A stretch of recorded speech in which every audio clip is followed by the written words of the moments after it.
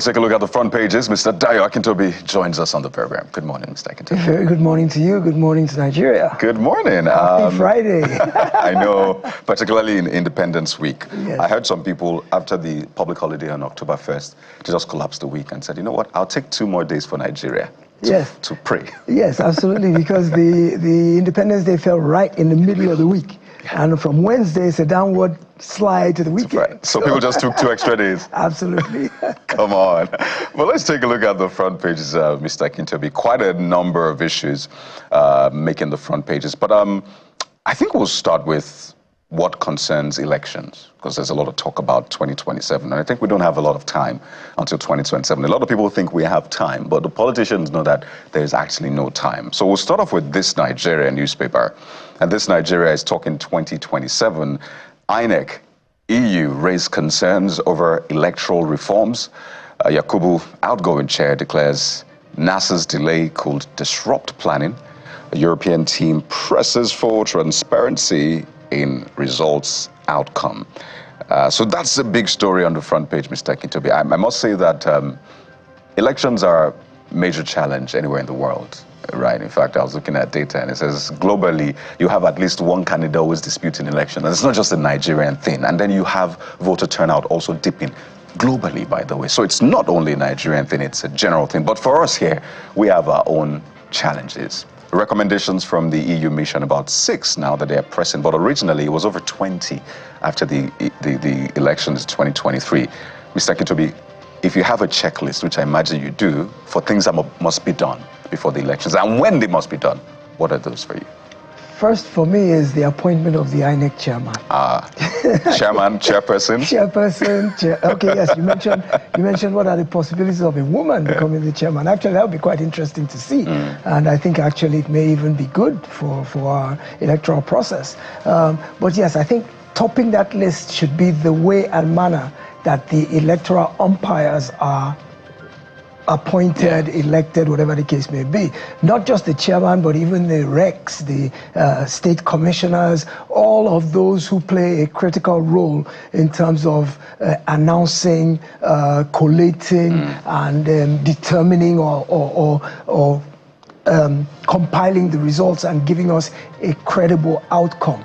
I think Nigerians have got to a point of distrust of the electoral umpire in terms of the way the last few elections have gone. Technology has been introduced. You have the IREV, you have the card reader, you have all kinds of things that are meant to streamline the process, make it more transparent, make it more honest. But the more we've deployed technology and the more we've seen its shortcomings, the less Nigerians have trusted the process, and which has a knock-on effect to what you also mentioned, that voter turnout is reducing, voter apathy is increasing. It seems like people have so much lost confidence in the process that they no longer even bother because they don't trust that the outcomes are a true reflection of the will of the people. So the EU, like you said, came out with about 20 recommendations. What is interesting to me is that the outgoing chairman is fully supporting these reforms, but in the 10 years that he was there, when he had the opportunity not just to champion these reforms, but to actually implement many of them, suggest many of them and implement them, he didn't do as much. I know he did try to introduce some reforms, but I think he could have done a whole lot more. So I think he benefited from a system that is now trying to upend for whoever is coming behind him. But yes, there's a lot of things that can be done. The reforms from the EU, personally, I don't like outsiders coming to tell us how to run our affairs. So when I saw the EU yesterday, the electoral monitors sitting with the INeC chairman and pontificating about what we did wrong and what are the things we need to do to correct it, it didn't sit very well with me, but I can understand why it is necessary, because Nigerians have lost complete faith in our own ability to do the thing correctly. And if an outsider who has no skin in the game, so to speak, is coming and giving an objective assessment and saying, these things didn't work well, if you correct these ones, you will have a better outcome, perhaps it's justifiable in this instance, but it still doesn't make me feel good that we can't come up with our own homegrown solutions and we need foreigners or outsiders to come and start telling us what we need to do to better our situation. I think the solutions to our problems lie with us here internally, and we need to begin to do a lot more on our own to resolve our issues, not just electorally, but in terms of our entire economic and social landscape. Brilliant, and I think a lot of people have said it would be also great to see AU observer mission monitoring elections in other parts of the world. Too. Yeah, AU is internal, so EU is external. Exactly. So AU can also go to the European countries, monitor the elections, or even ECOWAS or Nigerian observer missions. Go to those countries, observe, and say, you know what? Having learned from our own experience, these are some of the recommendations we think will work for you. Do you think they will ever even consider that with a grain of salt? That'll be the day. A lot of people have called for that. I mean, you know, let's balance things up a bit. But very valid points you make, Mr. Akintobi, I must say. And just quickly to mention on the front page, avoid Ponzi. Place your funds only in CBN licensed banks. NDIC cautions. I can't count how much or how many times this caution has come out. But I don't know if people will take it this time. But Bukola, over to you now. What paper do you have for us?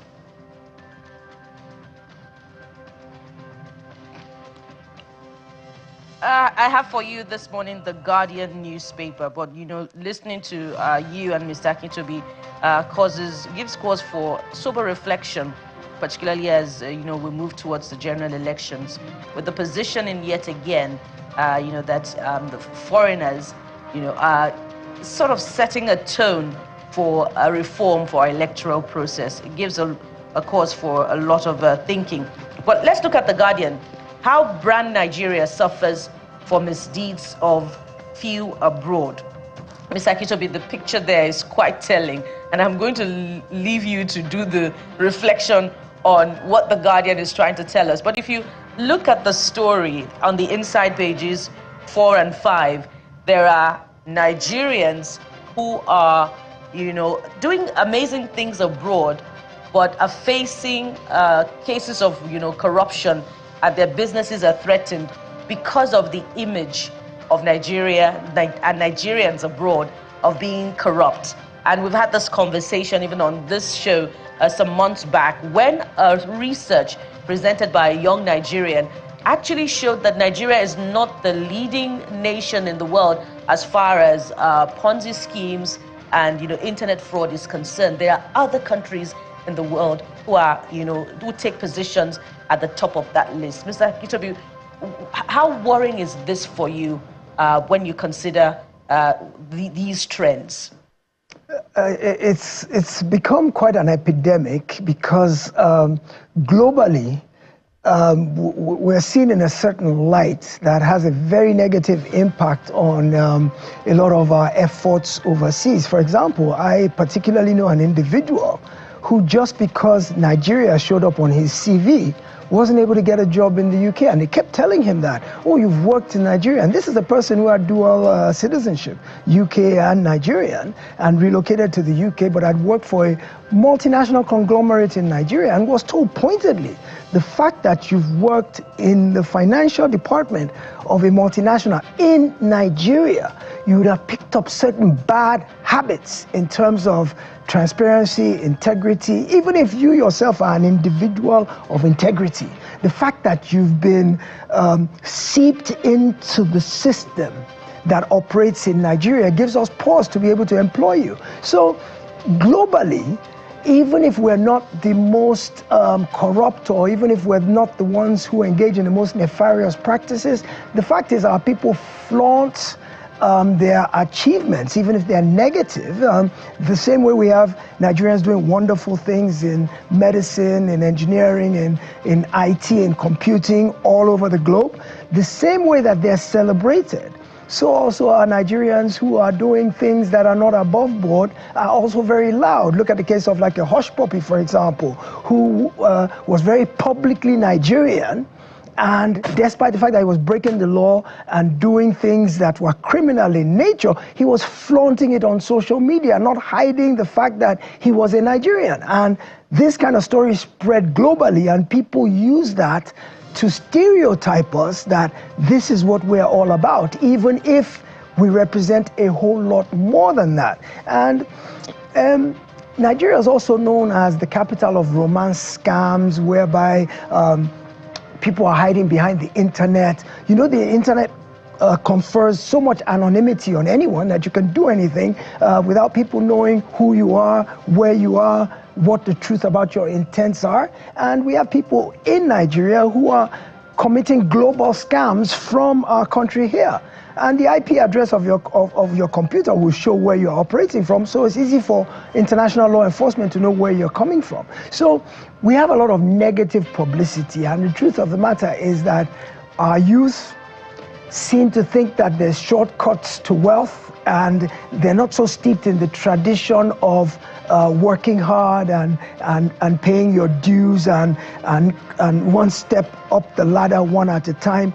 There's this hip-hop lifestyle that is promoted in Nigeria that shows lavish wealth for little effort that is celebrated. We've not begun to ask how people made their money and condemn those who can't explain how they manage to live the way they do. As long as you've got money in Nigeria, you're celebrated. So that encourages people to seek success at all costs. And because of the disparity between the naira and foreign currencies, the euro, the pound, the dollar, it's much more lucrative to seek to do your scams overseas and earn hard currency. So there's a lot of this going on, whether Nigerians overseas, whether Nigerians here who are preying on victims overseas, and it's being promoted in a way that doesn't do the country very well. I suppose President Tinubu, since he has been in office, has been doing a lot of overseas tours, trying to burnish our image, to show the world that Nigeria is a whole lot more than what people have been led to believe, because the attention, the public attention has been very negative, and it's getting to a point whereby nobody internationally would take a Nigerian at face value and believe he has anything good or honest to offer. It's really quite bad that our reputation has gone down the tubes, and we all individually, not just government, need to begin to work to improve that image.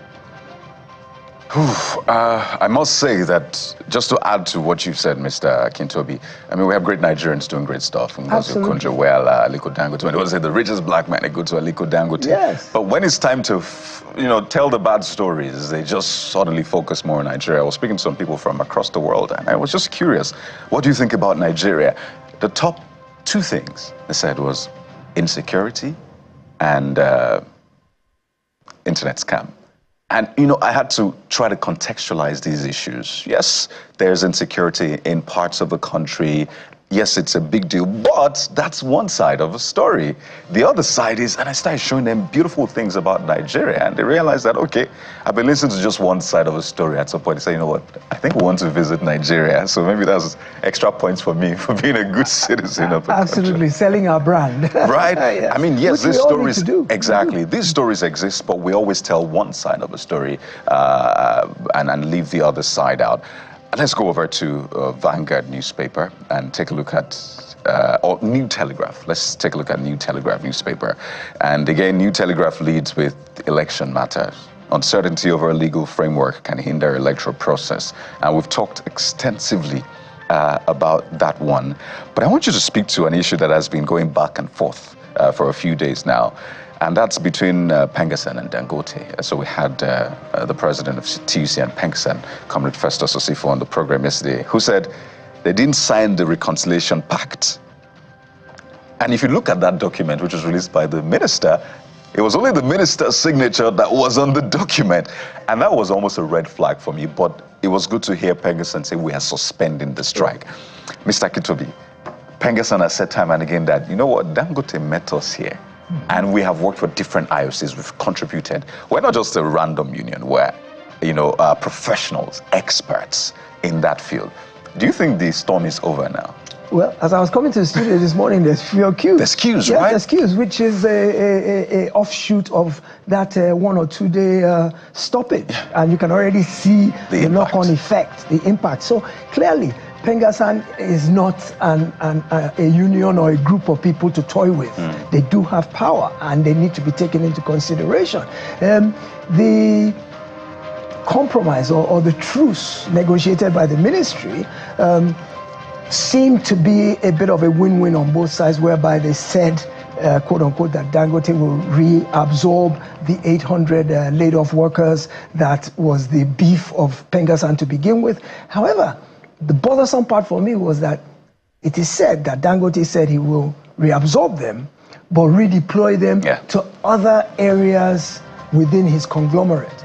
Now I ask myself, these are senior staff of the oil sector. They're petroleum engineers, geologists, they are highly skilled technical people. And I begin to wonder, suppose they now end up in Dangote sugar or Dangote noodles. What is a petroleum engineer going to be able to do in a non-oil sector industry? And I think this was just Dangote being clever by half and knowing that by the time he shunts them off into the happy good night, after a month or two, they can't be satisfied because there'll be round holes in square, there'll be round pegs in square holes. They're not at their professional competency area, and I don't see how any of them will be able to be happy in a different organization separate from what they trained as and where their field of expertise is. So perhaps Dangote sees it as a way that they'll get frustrated and they'll eventually leave.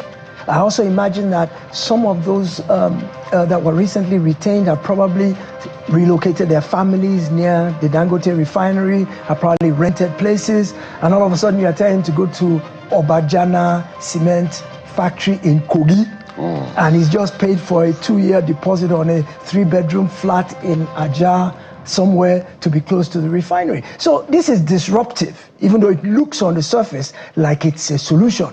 So I don't think we've heard the last of this. I don't think this was resolved in any way, which is why Pengasan has put that caveat in place that we've just suspended, we've not cancelled. And if what we are looking for is not ultimately achieved, we reserve the right to reopen the strike. So my view all along has been that there's got to be a middle ground for both, because both have vested interests that are critical to the well-being of the nation. Like you said, you've described Pengasan as how pivotal they are to the value chain of the oil and gas sector. We also know that Dangote has brought succor to Nigeria by virtue of this refinery. When was the last time you saw a fuel queue? Before yesterday. When was the last time there was scarcity? When was the last time price stabilized since the removal of subsidy? So definitely the refinery is a positive for Nigerians, and it is an enterprise we should all support because it is good for the country. It is good. I mean, we're exporting diesel, we're exporting jet fuel, we are earning foreign exchange simply because of this refinery. So anything that would truncate or disrupt its optimal operations, we should guard against. I think we should support it, the government should support it, we as people should support it. Yeah, there's all the issues of, oh, he's a monopolist, he doesn't have the best interest of his workers at heart. Look, every businessman is trying to squeeze every single naira of profit out of any operation, and that's why unions exist, so that they can negotiate tough to make sure that their employees or their members are getting the best possible deal and they're not being treated like slaves or being given unnecessarily harsh terms and conditions of unemployment. So the union sits to protect the interests of the workers. The entrepreneur or the industrialist works to maximize profits, be able to pay his loans. $20 billion is not a small amount of money. How much of his own money was in it? Most of it is loans that need to be paid back, both domestic loans and foreign loans. It need to be paid back. The banks are not going to want to hear from him that, oh, Pengasan made us down tools, we couldn't operate for 3 or 4 days. When your payment is due on the 30th of the month, it is due. And if you don't pay it, you have penalties, you have interest, you have all kinds of things. So there's a natural tension between both the industrialist and the union or the worker, because their interests diverge. The interests diverge. So there's always got to be a meeting of the minds somewhere in the middle where each party gives up a little bit. And in this case, Dangote has said, okay, we'll reabsorb them, but I think he has outmaneuvered them by virtue of this notion of I'll redeploy them somewhere. So their jobs are guaranteed, their salaries are guaranteed, but I'm not sure any of them will be happy being in an industry beyond oil and gas. That is a very clinical analysis. You know, we've always thought, and I think that eventually their interests should converge, right? The people, for the benefit of the people, right? One for all for one. Yes. But I think the root is the tricky part before they get to that convergence. Hopefully they get to that convergence. But I love the way you put it. And I must say there are doctors, even in Pengasan, other professionals who probably would not mind.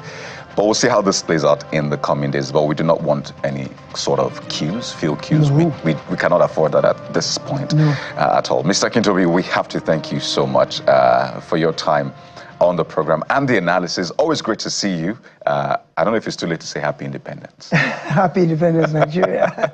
And I happen to be an independence child too, October 1960. Ooh. Absolutely. But were you born on the 1st? Not on the 1st, but October 1960. Ah, so this is a month for you. Absolutely. We'll have a conversation after this. Thank you. Happy Friday, Nigeria. Certainly. Well, there you have it. We'll take a quick break now, but this is our next talking point. Former Statistician General of Nigeria, who's now with Afrexim Bank, Mr. Yemi Kale, made this statement at the platform on October the 1st, where he talked about the poverty figures in Nigeria. Now, the government has said it has taken people out of poverty, but here's what the former Statistician General had to say about that, and that will form our next talking point.